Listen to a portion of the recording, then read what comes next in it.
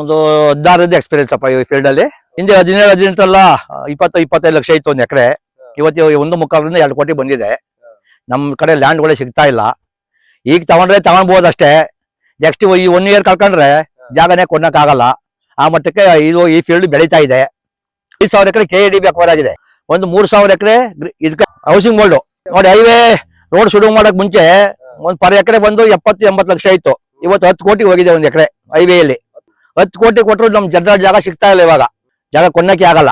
ಇವತ್ತು ತಗೊಳೋದ್ರೆ ಇವತ್ತು ತಗೊಬೋದು ಅಷ್ಟೇ. ಈ ಸೀಸನ್ ಅಲ್ಲಿ ಇವಾಗ ತುಂಬಾ ಕಾಸ್ಟ್ಲಿ ಆಯ್ತು ಜಾಗಗಳು. ಗೊತ್ತಿಲ್ಲ ಅವ್ರಿಗೆ. ಈ ಕಡೆ ಓಡಾಡಿಲ್ಲ. ಈ ಕಡೆ ಓಡಾಡಿ ಈ ಕಡೆ ಜನರ ಸಂಪರ್ಕ ಮಾಡಿದ್ರೆ ಅವ್ರಿಗೆ ಗೊತ್ತಿರೋದು ಏನು ಅಂತ ಹೇಳಿ. ಈ ಕಡೆ ಓಡಾಟ ಮಾಡಿಲ್ಲ ಅವರು. ಹಂಗಾಗಿ ಅವ್ರಿಗೆ ಗೊತ್ತಾಗ್ತಾ ಇಲ್ಲ ಅವ್ರಿಗೆ ಏನೋ ಅಷ್ಟು ದೂರ ಹೋಗಿ ಹಬ್ಬ ಅಷ್ಟೊಂದು ಬಂಡವಾಳ ಹಾಕ್ಬೇಕಂತ ಅನಿಸ್ತಾ ಇದೆ ಅವ್ರಿಗೆ. ಸರ್ ಇದೇ ಇನ್ನ ಹತ್ರ ಅಂತ ಹೇಳ್ಬೋದು. ನೀವು ಇನ್ನ ಇದರಿಂದ ಮುಂದೆ ಮಧುಗಿರಿ ತಾಲೂಕು ಐಡಿಹಳ್ಳಿ ಅಲ್ಲಿ ಹೋದ್ರೆ 35-40 ಲಕ್ಷ ಒಂದ್ ಎಕರೆ. ಇವತ್ತು ಅಲ್ಲಿ 51 ಲಕ್ಷ ಇದ್ದಿದ್ದು ಇವತ್ತು 18ರಲ್ಲಿ 3 ಲಕ್ಷ ಜಾಗ ಐತಲ್ಲಿ ನಾನು ಹೋದಂಗೆ. ಇವತ್ತು ಅದೇ ಜಾಗ 35-40 ಲಕ್ಷ ಒಂದ್ ಎಕರೆಯಲ್ಲಿ. ಅದು ಬೆಂಗಳೂರಿಂದ 150 ಕಿಲೋಮೀಟರ್ ಮಧುಗಿರಿ.